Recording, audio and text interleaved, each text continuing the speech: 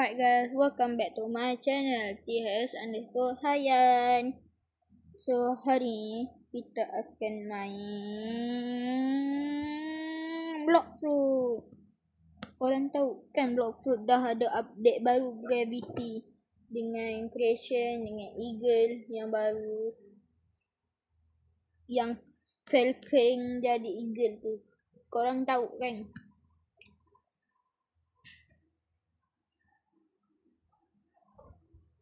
So saya tengah cari Gravity. So siapa yang nak bagi saya Gravity, sila komen kat bawah. Saya punya username adalah Taufik Hayan 01. Korang add nama saya akan accept. Lepas tu kita akan buat trade. Saya akan record. So okay, jom main. So quest kita hari ni nak jadi apa guys? Nak bunuh orang ke, nak buat quest macam biasa ke nak trade? Jom trade dulu. Tak sekejap. Saya trading creation.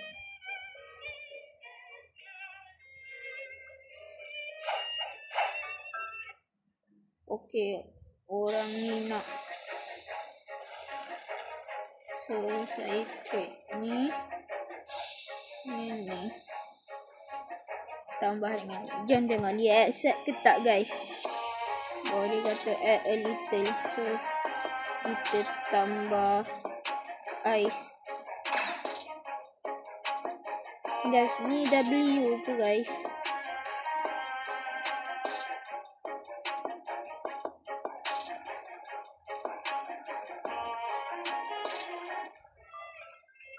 Okay, saya rasa tak W lah guys.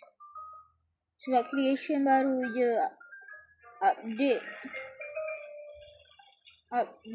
dia punya value, dia punya harga dah jadi 1,400,000 dah guys. Saya rasa tak worth guys. So jom tengok. So trading creation. Okay. So sekejap, kita cakap kat orang ni. Do you have Gravity?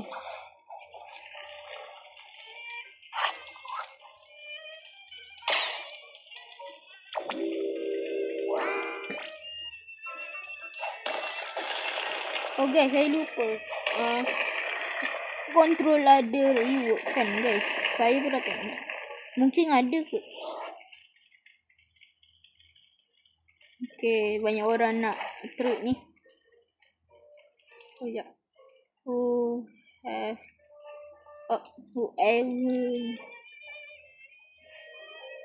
have Gravity. Okay. Jangan tengok siapa ada trade orang ni. So tambah ada ni. Tak ada. Oh no. So nak buat macam mana ni guys? Kalau korang nak trade dengan saya untuk bagi Gravity, sila komen nama anda di bawah komen. Alright. Saya akan bagi Sound Fruit, Creation Fruit, Love Fruit dengan Magma Fruit guys. Kalau korang nak bagi saya Gravity lah. Saya tengah cari orang ada Gravity ni guys.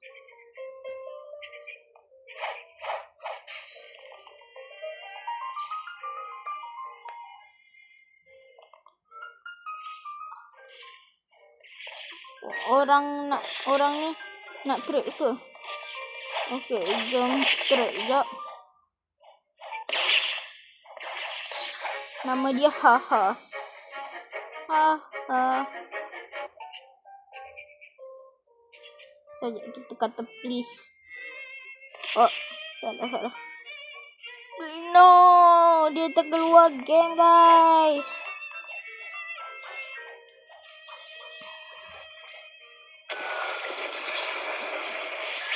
So, korang ada tak macam gravity ke? Saya nak antara gravity ataupun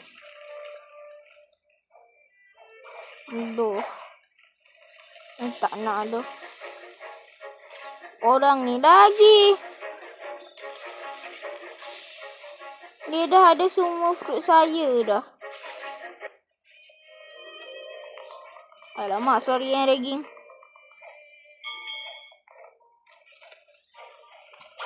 So, kita akan sambung dalam fish, alright? So, let's go.